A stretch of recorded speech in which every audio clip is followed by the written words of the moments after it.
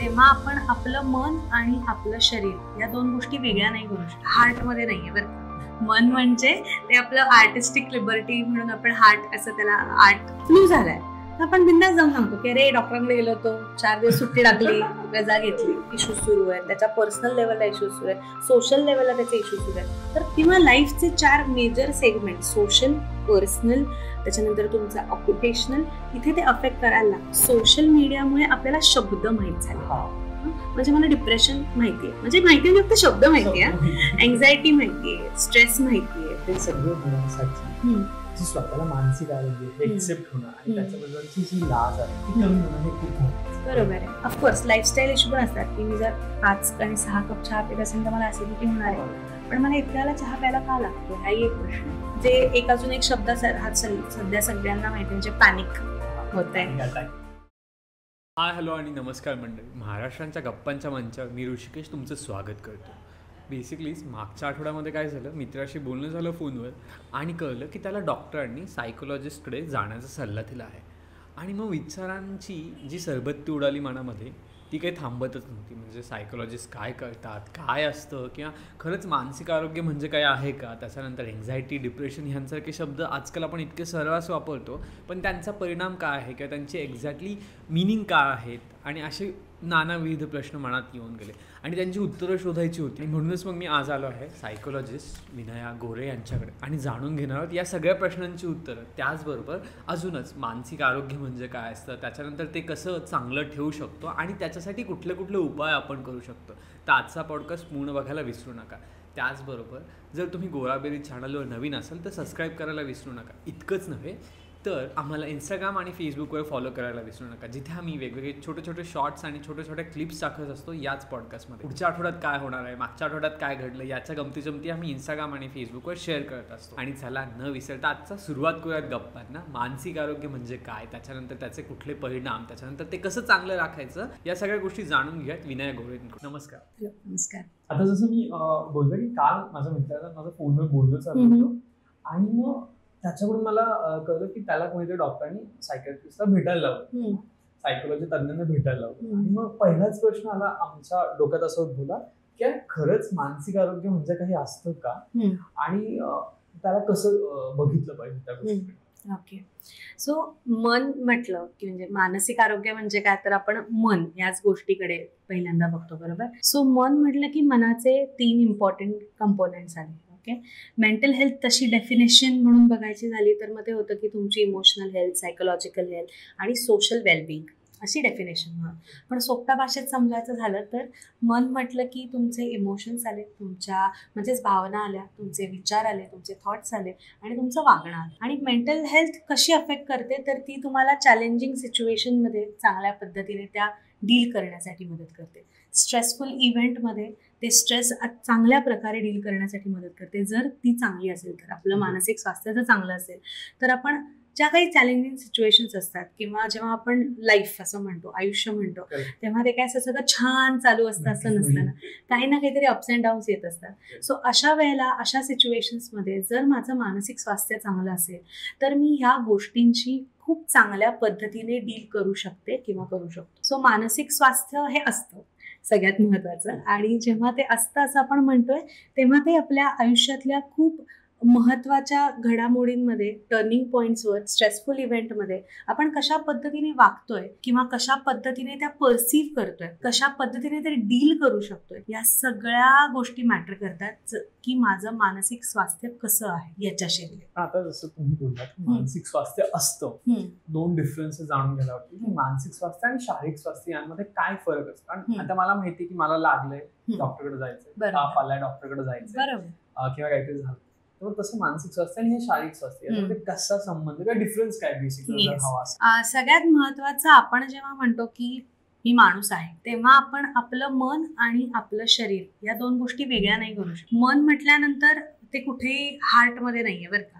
मन म्हणजे ते आपलं आर्टिस्टिक लिबर्टी म्हणून आपण हार्ट असं त्याला आर्ट लिटरेचरमध्ये म्हणतो. पण मन म्हणजे तुमचं ब्रेन, तुमचा मेंदू, तिथून सगळं बेसिक फंक्शनिंग आपलं तिथूनच होतं. सो तुम्ही तुमचं मन आणि तुमचं शरीर असं वेगवेगळं नाही ठेवू शकत. जेव्हा आपण म्हणतो की मी माणूस आहे, त्या दोघांचा एकमेकांशी संबंध आहे आणि ते दोघं परस्परावलंबून आहेत. ओके. म्हणजे जेव्हा तुम्हाला ताप येतो, तर तुम्ही मला म्हणालात की ताप येतो, सो ताप येतो त्या दिवशी खूप उत्साह वाटत असतो का, किंवा असं मस्त मूड असतो का की चला ताप आलाय चहा प्यायला जाऊया? नाही वाटत. सो तेव्हा काय वाटतं, डल वाटत असतं, लो वाटत असतं. सेम वे जेव्हा तुमच्या मनाला लो वाटत असतं तेव्हा फिजिकली पण आपल्याला टायर्ड वाटत असतं, लिथार्जी वाटत असते, डे टू डे रुटीन आपल्याला करायला नको वाटतं. सो या दोन गोष्टी अशा नाही आहेत की त्या वेगवेगळ्या आहेत. ओके, त्या दोन गोष्टी एकच आहेत. जर माझं मन ठीक नसेल तर मला माझ्या गोष्टींवर पण परिणाम होणार आहे.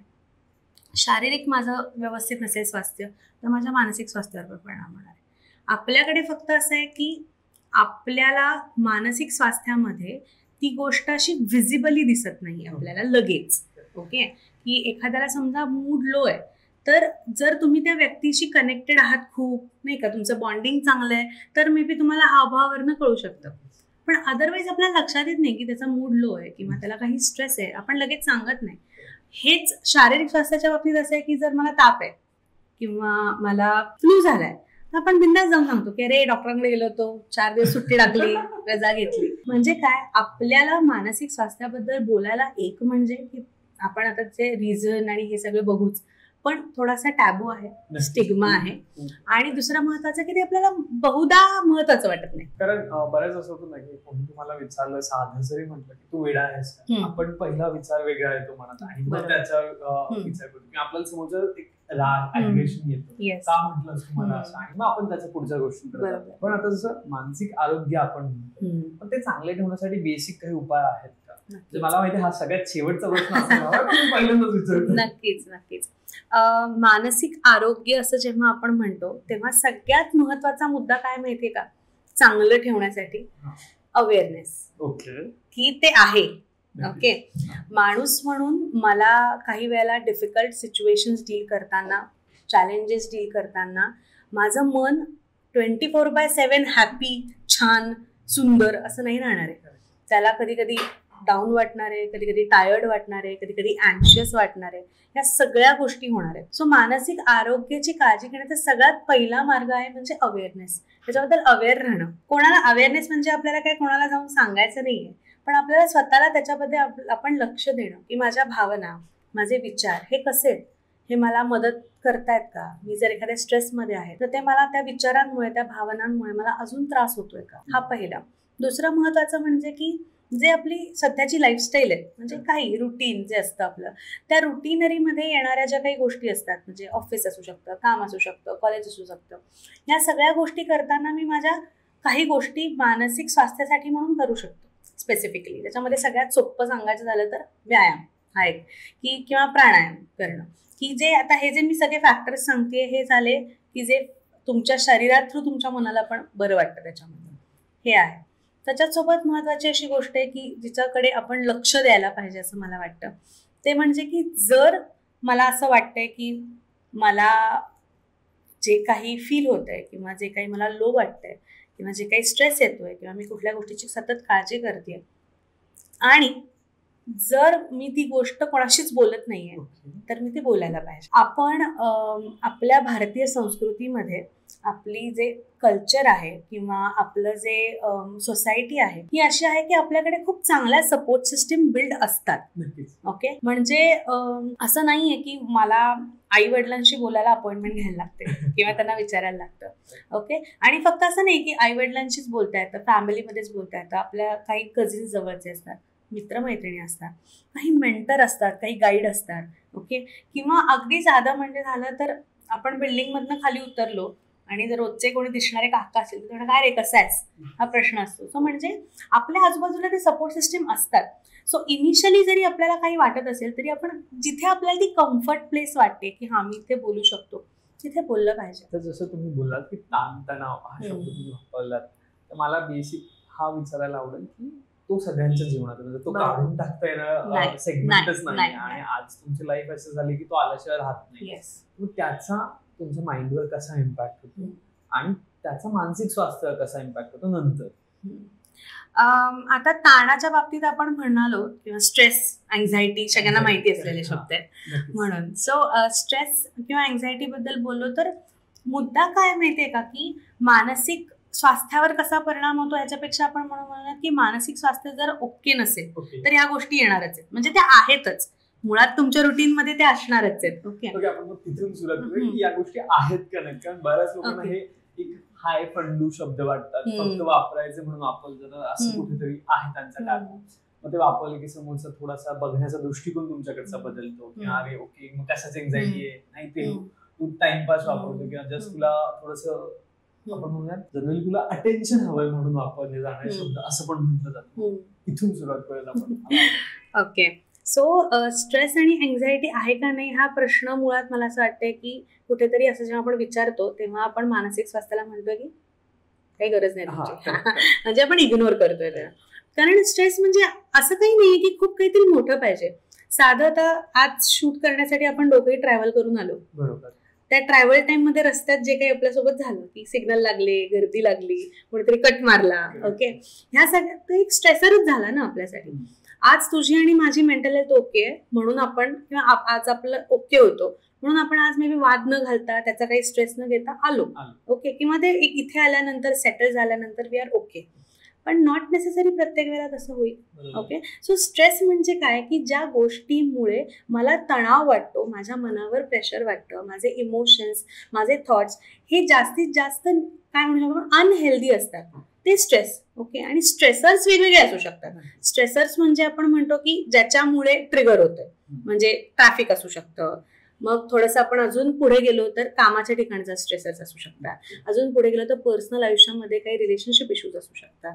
अजून आपण पुढे गेलो त्याच्यामध्ये म्हणजे पर्सनल स्वतःकडे असं वळत गेलो तर खूप गोष्टी असू शकतात. की मग जर असं आपण म्हटलं की सोसायटी म्हणून, तर आता साधी आता कोरोना आला होता, बरोबर, त्या काळामध्ये आपण सगळे स्ट्रेसमध्ये होतो ना. कोणी असं होतं का की नाही आम्हीच चिल होतो, काही प्रॉब्लेम नाही आम्हाला, असं नव्हतं. सो याचा अर्थ काय की जेव्हा सोसायटीमध्ये पण काही गोष्टी घडत असतात त्याचाही आपल्याला ते स्ट्रेसर्स असतात. सो मी खूप असं सायकोलॉजिकल टर्मिनॉलॉजीज मध्ये जाणार नाही. सो स्ट्रेस आणि एन्झायटी आहे. मुद्दा असा आहे की ती आपल्याला त्रासदायक कधी होते किंवा त्याचा अफेक्ट कधी होतो. सो खूप साधी गोष्ट आहे मेजर करण्यासारखी की या गोष्टींमुळे, म्हणजे स्ट्रेस असू दे तुम्हाला एखाद्या गोष्टीचा, खूप एन्झायटी म्हणजे काय अतिचिंता, साधं त्याचा अर्थ मराठीमध्ये. सो त्या गोष्टीमुळे तुमच्या डे टू डे रुटीन मध्ये किती अफेक्ट होत आहे, म्हणजे तुम्ही साध्या साध्या गोष्टी पण करू नाही शकत त्याच्यामुळे की जे अदरवाईज तुम्ही करत होता. म्हणजे आज मला समजा असं आहे की मला कामाच्या ठिकाणी खूप ताण आहे, तर मग त्या ताणामुळे मी रात्री मला झोप लागत नाहीये, मला त्याचाच विचार येत आहे, ओके, किंवा झोप घेऊ शकत नाहीये, मला काम करायला लागते तितका वेळ, भूक लागत नाहीये, मला बाकी गोष्टींना, माझ्या पर्सनल गोष्टींना प्रायोरिटी देता येत नाहीये. म्हणजे काही असू शकतं की व्यायामाला जाणं म्हणा, घरच्यांसोबत टाइम स्पेंड करणं म्हणा, ते मला काही करतायत. सो माझं डेली रुटीन त्या ताणामुळे अफेक्ट होतं. याचा अर्थ ते जे स्ट्रेस आणि एन्झायटी आहे ते माझ्या मेंटल हेल्थवर अफेक्ट करायला लागलं आहे. ओके, ते राहणारच आहे, ते आहेच. पण जेव्हा आपली हेल्थ, म्हणजे हे कसं आहे ना, इट्स लाईक, मी नेहमी माझ्या क्लायंट्सला असं सांगत असते की इट्स लाईक की हे स्कोर रखना पडता है. असे नाहीये की आज मी छान आहे, माझा मूड छान आहे म्हणजे आता मी अशीच राहणार. कारण आपल्याकडे पण ती कपॅसिटी तेवढी असली पाहिजे ना इन्व्हेस्ट करायची, ते ताण सहन करायची. एकच व्यक्ती आहे, त्याला सगळ्या ठिकाणी काही ना काहीतरी ताण आहे. त्याला सोसायटीमध्ये काहीतरी इश्यूज सुरू आहेत, त्याच्या पर्सनल लेवलला इश्यूज सुरू आहेत, सोशल लेवलला त्याचे इश्यूज सुरू आहेत, तर तो सहन करण्याची पण त्याची लिमिट आहे. त्याच्यासोबत हे सगळं डील करण्यासाठी माझ्याकडे तेवढे कोपिंग मेकॅनिझम असले पाहिजे, ते चांगले असले पाहिजे. आणि मग जेव्हा ते नसतात, ते कमी पडतात. कधी कधी अशा सिच्युएशन्स येतात की आपल्याला असं होतं की अरे आता ह्याचं मी काय करू, ही काय सिच्युएशन आहे, कसं डील करू, आणि ते माहित नसतं. जसं सोपं सांगायचं, कोविडच्या वेळेस आपल्याला माहित नव्हतं की आता आपण घरात कसं बसणार आहोत. ओके, सो असे सारखे प्रसंग. सो याचा अर्थ काय, जेव्हा आपल्या आजूबाजूची परिस्थिती मध्ये ताण एन्झायटी असताना ते इतकं वाढतं की माझ्या डे टू डे रुटीन मध्ये ते हॅम्पर करायला लागतं. किंवा लाईफचे 4 मेजर सेगमेंट, सोशल, पर्सनल, त्याच्यानंतर तुमचं ऑक्युपेशनल, इथे ते अफेक्ट करायला लागतं. याचा अर्थ माझी मेंटल हेल्थ त्याच्यामुळे अफेक्ट होते. हे बोलत असताना मला जाणवलं की बऱ्याच आपण सोशल या विषयावर बोललो, थोडासा तो फंड आहे. पण मग याच्यात खूप सारे गैरसमज असतात. जेव्हा एखादा व्यक्ती सांगतो की मी अशा ताणातून चाललोय, किंवा जसं आपण बोलताना बोलला की कोणाशी तरी आपण शेअर करू शकतो, आपल्याला कॉन्फिडन्स असतो की तो समोरचा व्यक्ती ट्रस्टी आहे किंवा त्या गोष्टी तितक्या आपण ज्या वेळेने सांगतो त्यावेळेने ते कॅरी करतो. मला या दोन्ही गोष्टींबद्दल ऐकायला आवडेल. एक तर जे समाजात गैरसमज आहेत त्याबद्दल तुमचं काय मत आहे, आणि देन असं जर असेल सांगायचं असेल तर कसं डील करावं त्या गोष्टी? सगळ्यात महत्वाचं म्हणजे समाजात गैरसमज याच्यामुळे कारण अवेअरनेसच नाहीये. म्हणजे आपल्याला माहितीच नाहीये की जसं तू आता मगाशी म्हणालास की काही सांगतो अँझायटी, कशाला अँझायटी असेल याला. ओके, कारण मुद्दा कसा आहे ना की मला कॅन्सर बद्दल अवेअरनेस आहे. काही वर्षांपूर्वी तो पण नव्हता, बरोबर ना. आता कॅन्सर बद्दल अवेअरनेस आहे, तर मला त्याची गंभीरता कळली. अवेअरनेस नाहीये जेव्हा मी म्हणते ना, तेव्हा मला एवढंच म्हणायचंय की याची गंभीरता आपल्यापर्यंत पोहोचलेली नाहीये, म्हणजे याची ग्रॅव्हिटी पोहोचलेली नाहीये. अनफॉर्च्युनेटली सोशल मीडियामुळे आपल्याला शब्द माहित झाले. म्हणजे मला डिप्रेशन माहितीये, म्हणजे फक्त शब्द माहितीये, अँझायटी माहितीये, स्ट्रेस माहितीये, सायकोलॉजिकल डिसऑर्डर्स हे काहीतरी ऐकलेलं आहे, ओके, मेंटल हेल्थ ऐकलेली, पण त्याची ग्रॅव्हिटी माहित नाहीये. आणि जेव्हा ते आपण असं सहज बोलतो जाता येतात की अरे म्हणजे अँझायटी म्हणजे काय की मला एक दिवस थोडंसं बेचैन वाटलं, याला अँझायटी नाही म्हणत. अँझायटीची ग्रॅव्हिटी खूप आहे किंवा त्याच्या खूप वेगवेगळ्या त्याच्यात शेड्स आहेत. ओके, जेव्हा आपण त्याचा as a mental health issue म्हणून ट्रीट करतो त्याच्याकडे, पण आपल्याला ते शब्द माहित असल्यामुळे आपण ते सहज यूज करतो. ओके, आणि तिची ती ग्रॅव्हिटी कुठेतरी, ती सिरियसनेस, त्याचा कुठेतरी गंभीरता हे आपल्यापर्यंत पोहोचलेली नाही. आणि जेव्हा ती कळत नाही असं नाहीये, ती कळते, पण जेव्हा ती कळते तोवर ती गोष्ट खूप सिव्हिअर लेवलला गेलेली असते, म्हणजे तो त्रास खूप वाढलेला असतो. तर याच्यासाठी सगळ्यात महत्वाचं म्हणजे की अवेअर राहणं, म्हणजे माहीत असणं. बेसिक जी गोष्ट आहे तिला तर आपण डिनाय नाही करू शकत, म्हणजे मन नाहीये असं म्हणेल आपण. सो त्याप्रमाणे त्या मनाला आजच्या जगामध्ये डील करताना काही गोष्टी अशा आहेत की जे डे टू डे रुटीन मध्ये पूर्वीच्या काळापेक्षा आता आपल्याला जास्त फेस करायला लागतात, जे पूर्वी नव्हतं. म्हणजे साधच जे आता मी पुण्यातली आहे, ओके, तर मीही असं म्हणते आता, म्हणजे मी काय फार अशी एजेड नाही, पण तरी मी असं म्हणते की अरे 10 वर्षापूर्वी एवढं ट्रॅफिक नव्हतं. बिकॉज हे जे चेंजेस आहेत, ह्या चेंजेस सोबत आपल्याला अडॅप्ट करण्यासाठी प्रत्येक वेळेला ते कोपिंग्स असतीलच असं नाही ना. आणि मग असे चेंजेस सगळीकडे घडतात ना. रिलेशनशिप मधले डायनामिक्स बदलतात, कामाच्या ठिकाणच्या गोष्टी बदलतात, आणि मग त्याच्यामुळे येणारे हे ताण तणाव हे वेगवेगळ्या मानसिक समस्यांमध्ये कन्व्हर्ट होतात जर ते वाढले तर. बेसिक आपण अगदी म्हणू शकतो की हा ताणच आहे, पण मग तो प्रत्येकाच्या स्वभावानुसार, प्रत्येक जण आयुष्याकडे त्याचं बघायचं परसेप्शन कसं आहे ह्याच्यानुसार त्याची घ्यायची ताकद कशी आहे त्याच्यावर त्याची सिव्हिअरिटी बदलत जाते. मुळात काय करायला पाहिजे तर अवेअर व्हायला पाहिजे. मग अवेअर व्हायला पाहिजे म्हणजे काय, जाणून घ्यायला पाहिजे त्याच्याबद्दल. अवेअर होण्यासाठी मला या सगळ्या शब्दांचे ऍक्च्युअल गोष्टी काय आणि डीपेस्ट मिनिंग काय थोडक्यात सांगितलं तर आवडेल. कारण कसं जसं तुम्ही म्हटलात हे इतके शब्द कॉमन झाले, एन्झायटी झालं, डिप्रेशन झालं, कारण टेन्शन मध्ये पण डिप्रेशन लोक म्हणतात, त्या गोष्टी काय त्यांचे मिनिंग कसे आहेत. सो एकदम सोपी मी गोष्ट करून सांगते की काय आहे डिप्रेशन. म्हणजे एक दिवस मला लो वाटतं, काहीतरी घडलं म्हणून मला लो वाटतंय, म्हणजे डिप्रेशन नाही. डिप्रेशन हे 6 महिने असतं. ओके, कॉन्स्टंट लो मूड असतो, कॉन्स्टंट क्राईम स्पेल्स असू शकतात, क्राईम स्पेल्स म्हणजे रडणं असू शकतं, कॉन्स्टंट डिसइंटरेस्ट वाटू शकतो, ज्या गोष्टींमध्ये आधी वाटत होता तो नाही. सो याच्यामध्ये सगळ्यात महत्वाचं काय, तो टाइम पिरियड महत्वाचा आहे, मग की किती वेळासाठी मला हे होतंय, त्याच्यानंतर मग त्याची इंटेन्सिटी किती. ओके, आणि तिसरं काय महत्वाचं आहे की ते किती फ्रिक्वेंटली होतंय माझ्यासोबत. ओके, म्हणजे आज मला काहीतरी झालं म्हणून काळजी वाटली एखाद्याची म्हणजे मी अँझायटीवाली असं नाहीये. ओके, अँझायटी म्हणजे काय, अतिचिंता. मग अतिचिंता ही वेगवेगळ्या स्वरूपात रिफ्लेक्ट होऊ शकते. सो एखाद्याचा आपण म्हणतो ना की माझा स्वभावच आहे काळजी करायचा, आपल्याला कळतं की हा व्यक्तीला सतत काळजी करत असते किंवा काळजीचा स्वभाव आहे. सो तेव्हा आपण म्हणतो स्वभाव म्हणतो म्हणजे काय की सतत कशा ना कशाबद्दल तरी कोणा ना कोणाची तरी सुरूच आहे काळजी, तेव्हा आपण म्हणतोय, बरोबर. सो याचा अर्थ काय, साधी गोष्ट आहे की किती वेळासाठी ती गोष्ट माझ्यासोबत घडतीये, किती सतत ती होतीये, आणि त्याची इंटेन्सिटी किती आहे, म्हणजे किती जोरदार ते इमोशन मला ग्रॅब करतं, आणि तेव्हा आपण त्याला ते नेम आउट करू शकतो. आपण जे अदरवाईज आपल्याला होतं ते आपण माणूस होत. सो माणसाला अँझायटी हे ऍज अ इमोशन म्हणून आहेच, किंवा माणसाला लो मूड हे इमोशन आहेच ना, असं नाही की ते नाहीये. पण याचा अर्थ ते डिप्रेशनच असेल असं नाही. किंवा साधं आपण घाबरतो म्हणतो ना की पालीला घाबरतो, कुत्र्याला घाबरतो, लोकांना मला फोबिया आहे. तर फोबिया याचा अर्थ असं होतो की कुत्रा हा शब्द काढल्याने तो माणूस इथे थांबणार नाही. सो असं आहे का, म्हणजे तेवढी इंटेन्सिटी आहे का त्याची, नाही. सो म्हणजे ती फक्त भीतीच आहे. त्यात पण थोडंसं सेग्रिगेशन आहे, आणि त्यानुसार जर शब्द वापरले तर नक्कीच ते खूप चांगला अवेअरनेस होईल. आपण आजारांवर बोलतोय की आपण या सगळ्या फिलिंग्सवर बोलतोय, मी या सगळ्या फिलिंग्स मधून बाहेर येण्यासाठी किंवा जनरली एखादा व्यवस्थित माणूस आहे जो मानसिक फेज मधून चाललोय त्यातून बाहेर येण्यासाठी काय उपचार अवेलेबल आहे? येस, नक्कीच आहे. साधनं? हो नक्कीच आहेत ना. आणि सगळ्यात महत्त्वाचं, मगाशी तू जेव्हा बोलत होतास तेव्हा तुम्हाला अजून एक असा प्रश्न विचारला होता की अवेअरनेस साठी आपण काय करायला पाहिजे आणि त्याच्यासोबत की सपोर्ट सिस्टीम आहे. तो महत्वाचा आहे की जर मी अवेअर आहे, म्हणजे माझ्या घरातलं कोणी अवेअर आहे का, एक माणूस, जसं आपण म्हणतो ना एक माणूस शिक्षित असेल तर तो बाकीच्यांना सेम, की एक माणूस जरी तुमच्या आजूबाजूचा असा आहे की जिथे कम्फर्ट स्पेस आहे तुमची, की मित्र असतात की अरे मी बोलतोय त्याच्याशी तर तो मला नाही असं हे करत, तो ऐकून घेतोय, त्याच्याशी बोलल्यानंतर पण मला ती गोष्ट नाही त्याच्यातनं बरं वाटत आहे, सो किंवा त्याच्यातनं नाही मला बाहेर पडता येते. कारण आपण हेच करतो की आपण आजूबाजूच्या लोकांशी बोलतोच. मे बी आपण असं नाही सांगणार की मी डिप्रेस्ड आहे, पण मी हे नक्की सांगेन की मला खूप म्हणजे कळत नाही मी काय करू, मला फ्रस्ट्रेट व्हायला होतंय, अडकल्यासारखं वाटतंय, हे बोलतो आपण. ते जर नाही होते तर त्याच्यानंतरची इमिजिएट स्टेप आहे प्रोफेशनल हेल्प घेणं. ओके, सो जे तू साधनाबद्दल बोललास, सो साधनं म्हणजे काय, तर दोन मेजर गोष्टी आहेत.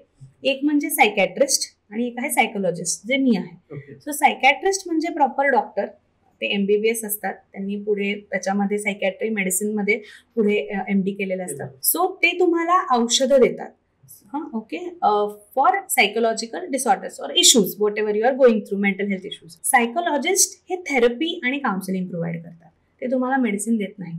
मी MBBS किंवा डॉक्टर नाही, सो मी तुम्हाला मेडिसिन देणार नाही. मी काउन्सिलिंग आणि सायकोथेरपी हे तुम्हाला प्रोव्हाइड करू शकतो. ही साधनं आहेत, पण ह्या साधनांपर्यंत पोहोचण्याच्या आधी मला हेही माहिती पाहिजे की मी आधी कोणाकडे जाऊ शकतो.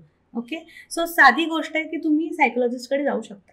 सायकोलॉजिस्ट म्हणून आम्हाला आमच्या ट्रेनिंग पार्टमध्ये ही गोष्ट असते की सिव्हिअरिटी बघून आपल्याला पुढे रेफर करायला लागतं. जर असं वाटलं की एखाद्याची सिव्हिअरिटी खूप आहे, की ज्याला आता ते जे काही आजार आहे तो आजारामध्ये पण कन्वर्ट झालेला आहे आणि तो बरेच दिवस चाललाय, किंवा त्याचा त्रास खूप आहे, किंवा त्याचं खूपच रुटीन हॅम्पर होत आहे, तर तेव्हा आपण त्यांना गोळ्या औषधांची जर गरज असेल तर आपण त्यांना सायकॅट्रिस्टकडे पुढे पाठवतो. हे सगळं होण्यासाठी जी स्वतःला मानसिक आरोग्य हे एक्सेप्ट होणं आणि त्याच्याबद्दलची जी लाज आहे ती कमी होणं हे खूप महत्वाचं आहे. बरोबर आहे, बरोबर. ते कसं करायचं, कारण ती फेजच नाही जर क्रॉस केली तर ते जाणार नाही. कारण बऱ्याच असं होतं ना, काहीतरी घडतं हे मला माहिती आहे, सपोज इनसाइड माय माइंड आहे, पण तो एक्सेप्टन्स नाहीये माझ्याकडे की ते घडतंय, मग पुढचं पाऊल उचलावं. मी बोलतो लोकांसोबत, पण तिथून पुढे जाऊन ते बाहेर निघत नाही माहिती, आणि मग ते डॉक्टर किंवा सायकॅट्रिस्ट पर्यंत सांगायचं. ती फीज येण्यासाठी किंवा ती लज्जा कमी करण्यासाठी काय केलं? मला असं वाटतं की ते काम थोडंसं आमचं आहे की काय कमी करण्यासाठी बेसिक म्हणजे मला हे सांगायला आवडेल की काय करतो त्या प्रोसिजरमध्ये. म्हणजे आज जर तू डॉक्टरांकडे गेलास तापासाठी तर तुला माहितीये की ते तुला स्टेटस्कोपने चेक करतील आणि गोळ्या देतील और इंजेक्शन देतील, बरोबर. सो हे तुला प्रोसिजर माहितीये, त्यामुळे तुला भीती नाही वाटत. सो आता काउन्सिलिंग किंवा सायकोलॉजिस्ट किंवा सायकोथेरपीमध्ये काय असतं, तर सगळ्यात महत्वाचा मुद्दा म्हणजे की एक तुम्हाला असं एन्व्हायरमेंट प्रोव्हाइड केलं जातं की जे पूर्णपणे कॉन्फिडेन्शियल आहे, ओके, आणि नॉन जजमेंटल आहे. सो तुम्ही जेव्हा एखाद्या व्यक्तीकडे जाऊन ओपन अप होताय, एखाद्या सायकोलॉजिस्टकडे जाऊन ओपन अप होत आहे, टू बी व्हेरी स्पेसिफिक, तेव्हा त्याचा अर्थ असा आहे की तो व्यक्ती हा स्किल सेट त्याच्याकडे आहे तुम्हाला त्याच्यातनं बाहेर काढण्यासाठी, मदत करण्यासाठी, की जे माझ्या आजूबाजूच्या लोकांकडे नाहीये स्किल सेट, ते मला त्यांच्या लेवलने सांगतात. दुसरं महत्वाचं म्हणजे की आता ह्याच्यामध्ये एक जो तू मुद्दा बोललास की मला तिची लाज वाटते ह्याच्यात की मला हे होत आहे, ती गोष्ट अशी आहे ना की जर मी त्या लाजेचा विचार करून मी थांबले तर एक एक्सटेंड असा येऊ शकतो की मे बी मला स्वतःला माहित नसेल माझ्यासोबत काय होतंय आणि माझ्या सोबतचे कोणीतरी मला घेऊन तिथेच जातील end of the day. So मग आता हा आपला चॉईस आहे की जसं मला ताप आल्यानंतर काही वाटत नाही सांगायला लोकांना, तसं मला मानसिक आरोग्याबद्दल पण सांगायला काही नाही वाटलं पाहिजे. बरं, दुसरी गोष्ट, कोणालाही परत मी ते सांगते, सगळ्यांना जाऊन सांगायचंय असा मुद्दा नाहीये. तुम्ही प्रॉपर हेल्प सोर्सेस जे आहेत, म्हणजे जे प्रोफेशनल हेल्प्स आहेत, दोन अवेलेबल आहेत, सायकॅट्रिस्ट और सायकोलॉजिस्ट, त्यांच्याकडे जाणं गरजेचं आहे. आणि सायकोलॉजिस्टचं जे मी मगाशी सांगत होते की तुम्हाला त्या स्पेसमध्ये एक स्किल सायकोलॉजिस्ट असतो की ज्याला त्याचे टेक्निक्स आणि स्किल सेट हे अशाच पद्धतीचे प्रॉब्लेम सॉल्व्ह करण्यासाठी बनलेले असतात. सो तो तुम्हाला ती स्पेस देतो की जी स्पेस आपल्या आजूबाजूच्या लोकांकडे नसते. नॉन जजमेंटल ऍटिट्यूड हा माझ्या मित्राकडे कसा असेल, तो मला लहानपणापासून ओळखतोय, तर तो म्हणणार की अरे तू बळच विचार करतो रे, कशाला एवढं डोक्याला हे करतो तू, पण हे ऐकल्यानंतर माझा प्रॉब्लेम सॉल्व्ह होतोय का, मला बरं वाटतंय का, नाही वाटत आहे, तसंच राहतंय. I need to take. काही लक्षण असू शकतात तुम्हाला जायचंय नोटेशन देणारी, अजून काही याच्यात अजून ऍडिशनल लक्षणं आहेत का की जे हो, निर्देशन देतील नक्कीच नक्कीच. तसं मी म्हटलं की शारीरिक स्वास्थ्य आणि मानसिक स्वास्थ्य हे वेगवेगळं नाहीये. Correct. सो काही शारीरिक लक्षणं सांगते हो. की जी इंडिकेशन्स आहेत की तुमचं मानसिक स्वास्थ्य चांगलं नाही. हा. सगळ्यात पहिलं म्हणजे की झोप न लागणं किंवा डिस्टर्ब झोप लागणं किंवा ती ब्रेक होणं सतत आणि मग परत न लागणं. सो झोप न लागणं हे अगदी सिग्निफिकंट रिझन आहे की तुम्हाला काही ना काहीतरी मानसिक त्रास आहे, स्ट्रेस आहे, काहीतरी इश्यूज सुरू आहेत. त्याच्यानंतर महत्वाचं म्हणजे की ॲपेटाईट लॉस किंवा खूप खाल्लं जाणं. दोन्ही गोष्टी म्हणजे एकतर कमी खाणं किंवा खूप खाणं. आणि आता ही जी मी लक्षणं सांगते ह्याच्या मागे कुठलाही फिजिकल इश्यू नसला पाहिजे. ऑफकोर्स तो मोस्टली नसतो. सो तेव्हाच आपण हे कन्सिडर करतो की ते मानसिक आहे. अनएक्सप्लेन हेडेक्स असू शकतात, म्हणजे डोकं दुखतंय पण त्याला बाकी काही अजून फिजिकल कॉज नाही. ऍसिडिटी, अपचन हे ह्या दोन गोष्टी पण अशा आहेत की ज्याला अदरवाईज काही कॉज सापडत नाहीये पण होते. ऑफकोर्स लाईफस्टाईल इश्यू पण असतात की मी जर 5 आणि 6 कप चहा पित असेल तर मला ऍसिडिटी होणार आहे. पण मला इतक्याला चहा प्यायला का लागतो हाही एक प्रश्न आहे विचार करण्यासारखा. सवय म्हणून पितोय का अदरवाईज काही आहे म्हणून पितोय. सो ऍसिडिटी, इनडायजेशन ह्याही गोष्टी आहेत की जे इंडिकेट करतात. मानसिकच लक्षणं म्हणायची झाली की काय काय असू शकतात तर सगळ्यात महत्वाचं म्हणजे की मला ज्या गोष्टींमध्ये अदरवाईज इंटरेस्ट वाटत होता तो वाटत नाहीये, कॉन्सन्ट्रेशन होत नाहीये माझं व्यवस्थित, थोडंसं चिडचिडा किंवा इरिटेटेड राहतीये किंवा राहतोय मी, अँशियस वाटतंय, खूप खूप काळजीचे सतत थॉट येत आहेत आणि ते थॉट रेसिंग असतात म्हणजे त्याला आपण असं थांबवू नाही शकत असं वाटतं. किंवा खूप भीती वाटते, एक्स्ट्रीम भीती वाटते, जे एक अजून एक शब्द सध्या सगळ्यांना माहिती म्हणजे पॅनिक होत आहे, पॅनिक वाटतंय. हा, सो पॅनिक म्हणजे एक्स्ट्रीम भीती वाटते मला कुठल्याही गोष्टीची. किंवा त्याच्यासोबत आपण म्हणू शकतो की सायकोलॉजिकलच आपल्याला काही अजून गोष्टी सांगायच्या झाल्या तर एक अजून महत्वाची गोष्ट आहे की आपला मूड स्विंग्स खूप होत आहे. म्हणजे कधी कधी ओके, कधी कधी नाहीये, कधी कधी ओके, हेही होत आहे. सो ह्याही गोष्टी. किंवा ओव्हरवेल्मिंग वाटतंय, असं खूप भरून आल्यासारखं होतंय सतत की तिथे काही ट्रिगर नाहीये, काही घडलेलं नाहीये पण होतंय. सो ही काही सायकोलॉजिकल लक्षणं आहे किंवा की जे ज्याच्यावरनं आपण म्हणू शकतो की मेंटल हेल्थ इश्यूज आपल्याला काही असू शकतात किंवा काहीतरी त्रासातनं आपण जातोय. आता तसंच आता एक सोशल मीडिया एक नवीन फेज झाली की योग, मेडिटेशन आणि थोडीशी लाईफस्टाईल तुम्ही चेंज करा, तुमच्या गोष्टी बदलतील. मग खरंच या तंत्रांचा कितपत उपाय होतो इनिशियल स्टेजमध्ये आणि लेटर ऑन स्टेजमध्ये? असं आहे की ह्याचा उपयोग होत नाही का तर असं अजिबात नाही. उपयोग होतो पण कधी. मी दुसरं उदाहरण देते जास्त समजायला सोपं पडेल. एखादे व्यक्ती ओव्हरवेट आहे, तिचं भयानक वेट आहे म्हणजे 100च्या पुढे गेलेलं समजा वेट आहे एखाद्या व्यक्तीचं. तर मी तिला म्हटलं की अगं तू 20 मिनिटं चाल, तुझं वजन कमी होईल. काय वाटतं प्रॅक्टिकली तुला की किती फॅक्टर तिला आयडियली कंट्रोल किंवा त्याला कंट्रोल करायला पाहिजे त्याचं वजन कमी होण्यासाठी? बऱ्याच आहे, बरोबर. डाएट असू शकतं, रिगरस एक्सरसाइज असू शकतो, लाईफस्टाईल चेंजेस असू शकतो. सो तसंच आहे. ओके, मी जेव्हा मेंटल हेल्थ बद्दल बोलतेय तेव्हा ह्या ज्या गोष्टी आहेत, लाईफस्टाईल चेंज आहेत, योगा, प्राणायाम, मेडिटेशन आहे, ह्या गोष्टी मदत करत नाहीत असं अजिबात नाही. त्या गोष्टी कॉन्ट्रीब्युटिंग फॅक्टर आहेत, सपोर्टिव्ह फॅक्टर असू शकतात. प्लस ह्याच्यामध्ये महत्वाचं हे पण आहे की मला होणारा त्रास हा किती आहे. म्हणजे जर मी माझ्या लेवलला डील करतेय पण मला माहितीये की यार मी स्ट्रेसफुल आहे गेले काही दिवस सॉरी, तेव्हा या सगळ्या गोष्टी मला मदत करू शकतात. पण जेव्हा माझा त्रास असा आहे की मला डीलच करता येत नाहीये, मी बरीच लो आहे, मला भरपूर ताण आहे, तेव्हा या गोष्टी एका लिमिट पर्यंत मदत करणार आहेत. त्याच्या पुढे आपल्याला प्रोफेशनल हेल्पच लागणार आहे, हे नक्की. बऱ्याच होतं ना की एक तर हेच रिझन असं तुम्ही कुठली तरी चूक केलेली असते किंवा तुम्ही कुठली तरी गोष्ट लपवलेली असते म्हणजे तुम्हाला माहिती असते ही बाहेर आल्यानंतर एकतर फॅमिलीमध्ये आवडणार नाहीये किंवा एकतर लोकांना ती आवडणार नाहीये किंवा म्हणजे असं माहिती असतं की कोणाला तरी ती गोष्ट आवडणार नाहीये आणि म्हणून तुम्हाला त्याचं फिअर जनरेट होतं. मग ते थोडा लेवलवर असतं, मग थोडंसं वाढतं, मग ते थोडंसं अजून वाढतं आणि मग ते कुठल्या लेवलला शेअर केलं पाहिजे हे लोकांना माहितीच होतं. ते कसं शेअर केलं पाहिजे की ना आजचा दिवस गेला निघून उद्या शेअर करा गेला, असं करत करत मग ते एन्झायटी किंवा पॅनिक अटॅक अशापर्यंत पोहोचतं. जसं मी बघितलंय कारण बरेच लोक रिलेशनशिप मध्ये असताना होतं किंवा मग बरेच लोकांचं थोडंसं काहीतरी पास्ट लाईफ मध्ये गोष्टी केल्या ज्या आज एक्सप्लोर माहित नाहीये आणि त्याच्या विचारांमध्ये त्या आता जात आहेत आणि होत. अशातून कसं बाहेर पडायचं? एकतर पहिलं म्हणजे प्रत्येक वेळेला असंच काहीतरी असू शकतं असं नाहीये. बॅकग्राऊंडला खूप गोष्टी असतात की ज्याच्यामुळे तुम्हाला त्रास होऊ शकतो किंवा ते फिअर डेव्हलप होऊ शकतं. पण मुद्दा असा आहे की कुठेतरी तरी तो आपला कम्फर्ट प्लेस आपल्याला आयुष्यात लागतोच माणसाला, म्हणजे पाहिजे. एक तरी माणूस माझ्यासोबत असा पाहिजे की त्याच्यासोबत मी सगळं सांगू शकतो, भले आज नाही पण उद्या सांगू शकतो. ओके, एक तर हे पाहिजेच. आणि तर दुसरं म्हणजे मग तुम्ही प्रोफेशनली सायकोलॉजिस्ट काय फक्त प्रॉब्लेम आल्यानंतरच ठेवायचा असा नाहीये. आम्ही नेहमी म्हणतो सेशन एंड करताना की it's okay to have a therapist और it's totally fine to believe a therapist just like you believe in a God. Okay, so तुम्ही ॲज अ म्हणजे तुमच्या डे टू डे रुटीनमध्ये पण काही स्पेसिफिक काळानंतर आमच्याकडे येणारे असेही क्लायंट आहेत की जे फक्त त्यांना सांगायचं असतं आज असं काही फार काम नाहीये, पण काय झालं इतके दिवसांमध्ये हे मला वेंट करायचंय. वेंटिंगची विंडो जी लागते, वेंट म्हणजे मोकळं होण्यासाठी जी विंडो लागते, त्याच्यासाठी पण तुम्ही येऊ शकता.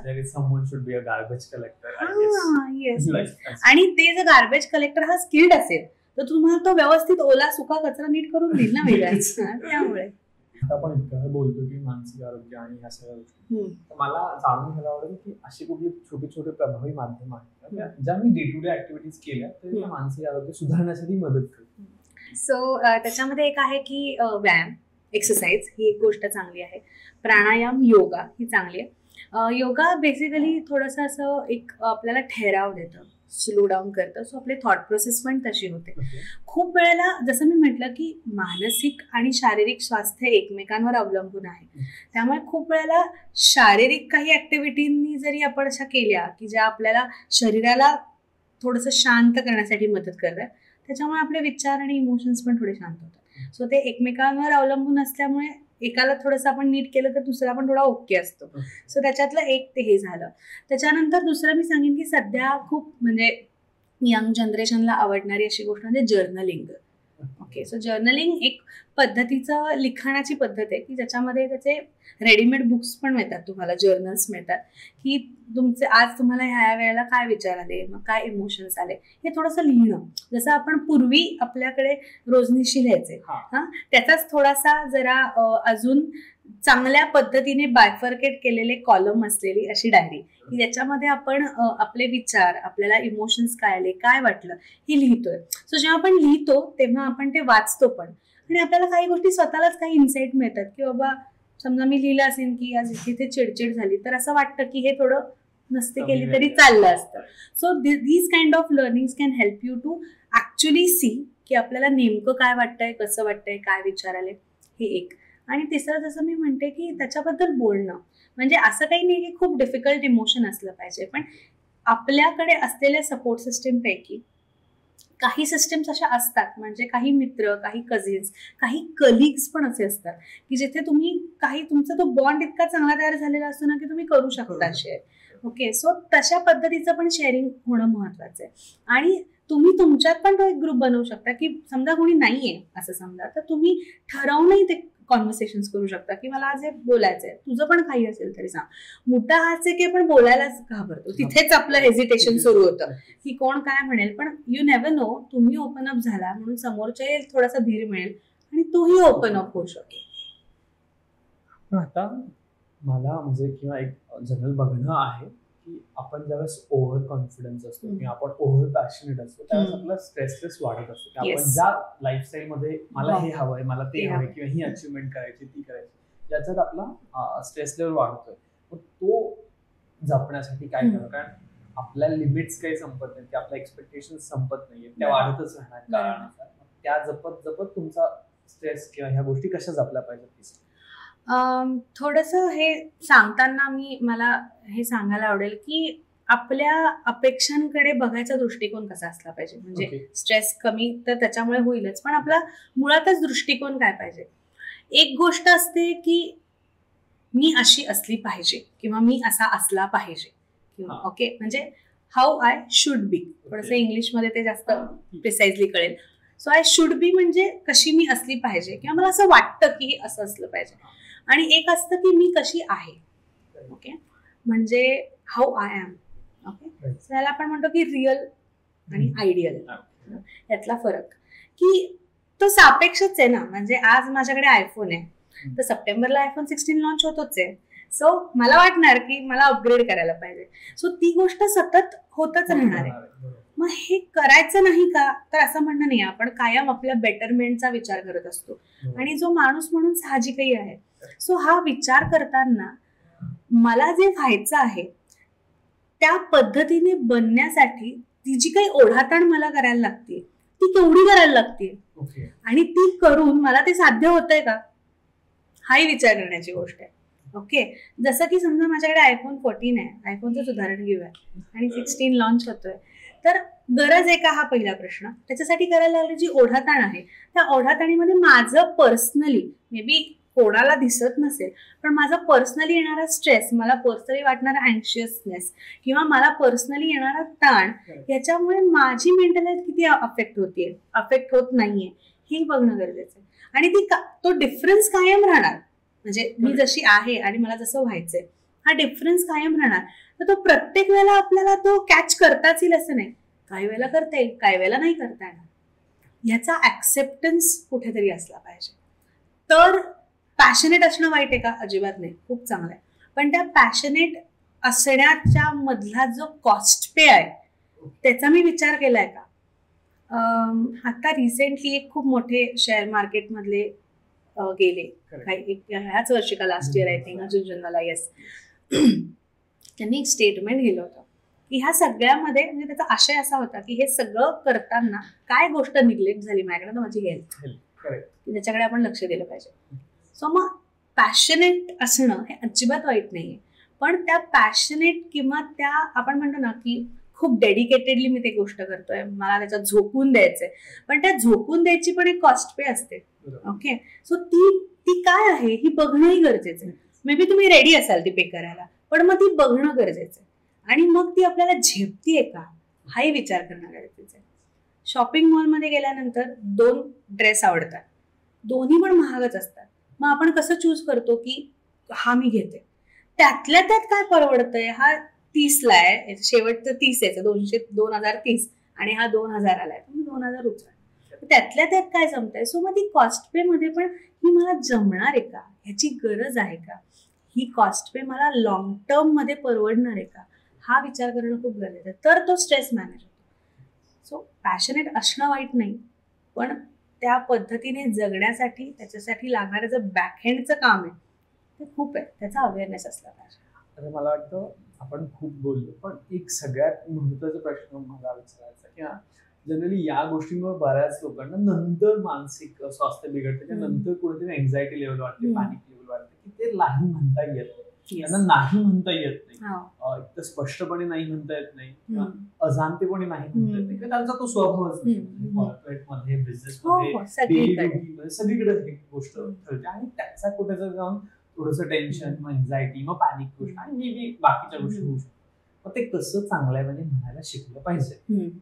सगळ्यात महत्वाचं म्हणजे की मला नाही का म्हणता येत नाही हे बघणं गरजेचं आहे, की कशासाठी मी म्हणत नाही.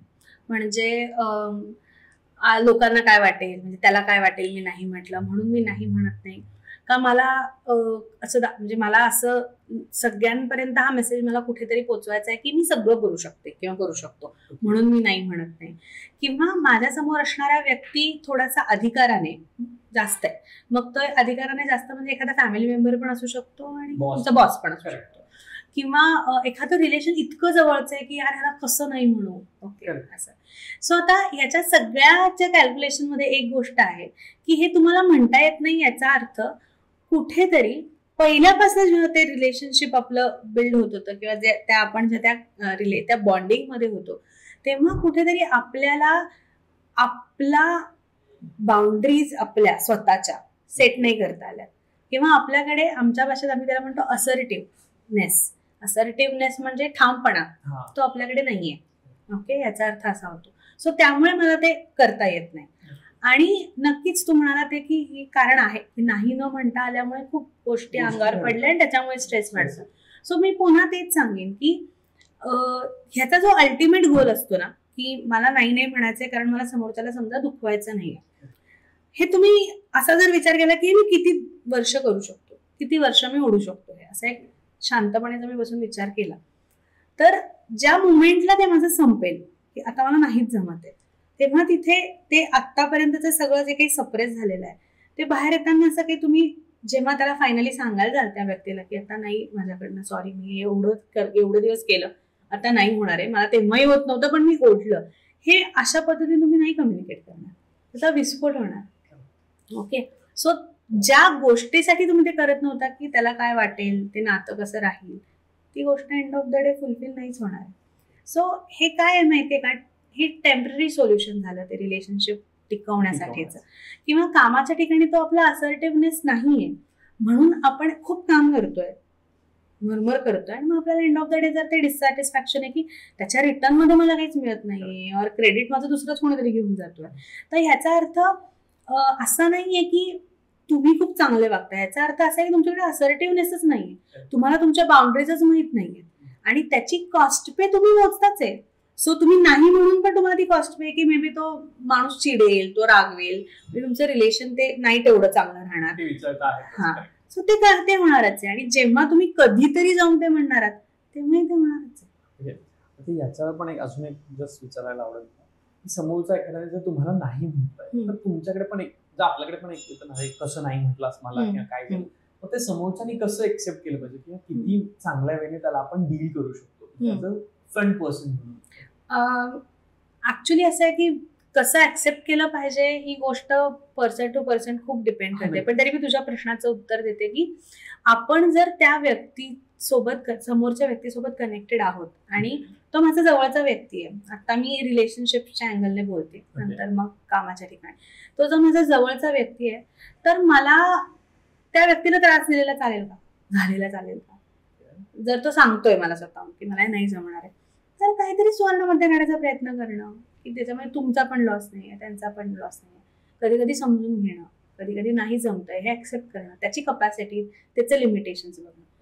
आणि कॉर्पोरेटच्या किंवा आपल्या कामाच्या ठिकाणच्या वर्ल्डमध्ये असं आहे की तिथे तुम्हाला ते बाउंड्रीज जर तुम्ही डिफाईन नाही केल्या, लोक बसलेलीच आहेत तुम्हाला कामात द्यायला, कारण त्यांच्या बाउंड्रीज डिफाईन आहेत ना, त्यांना माहितीये की किती काम मी करणार आहे, मला माहितीये. सो याचा अर्थ तुम्ही शिकत नाही आहात, तुम्हाला फक्त काम चांगलं करायचं माहितीये पण तुम्हाला लोकांशी डील करायचं माहित नाहीये, ते येत नाहीये, असा अर्थ झाला.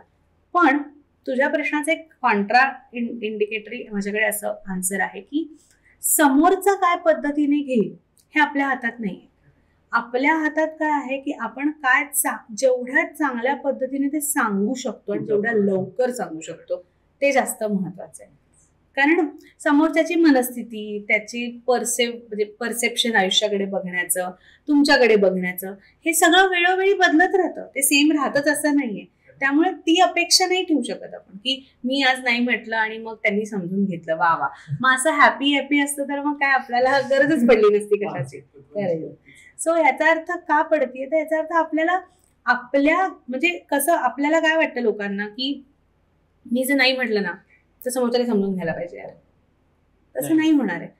त्या नाही प्रत्येक गोष्टीची कॉस्ट पे आहे. आज आपण फक्त काय मला वाटतंय बेसिक गोष्टींना फक्त पैसे देत नाहीयेत, बरोबर ना, की श्वास घ्यायला पैसे देत नाही, अजून तरी पाण्यावरही टॅक्स आहे. सो याचा अर्थ काय आहे की माझ्या एखाद्या काम केलेल्या किंवा मी एखाद्या म्हणजे रिॲक्शनची पण काहीतरी येऊ शकणार आहे ना, ऍक्शनची रिॲक्शनने पण येऊ शकणार आहे. सो याचा अर्थ काय आहे की मी जर काही गोष्ट बोललो, मी जर काही गोष्ट एखाद्याला नाही बोलले किंवा बोललो तर त्याची रिॲक्शन काय यावी याच्यावर माझा कंट्रोल नाही. माझा कंट्रोल हा मला जो मेसेज पोचवायचा आहे त्याच्यावर आहे.